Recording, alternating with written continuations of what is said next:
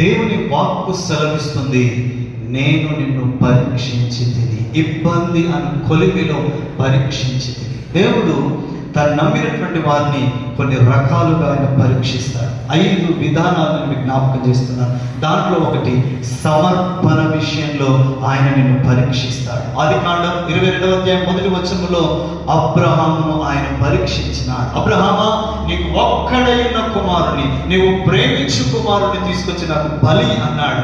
అబ్రహాంకు ఒక్కడే కుమారుడు అని దేవునికి తెలియదా? ఆ ఒక్క కుమారుని ప్రాణం కంటే ఎక్కువగా ప్రేమిస్తున్నాడని దేవునికి తెలియదా? ఆయన సమర్పణ విషయంలో అబ్రహామును దేవుడు పరీక్షించినాడు. ఆ పరీక్షలో అబ్రహాము నిలిచినట్లుగా మనకు వాక్యం సెలవిస్తా ఉంది. దేవుడు మనల్ని పరీక్షిస్తున్నప్పుడు ఆ పరీక్షలో మనం నిలిచిన వారం అయితే మనం పై తరగతికి వెళ్ళిపోతాం, మనం పై పొజిషన్కి వెళ్ళిపోతాం. దేవుని శ్రేష్టమైన దీవెన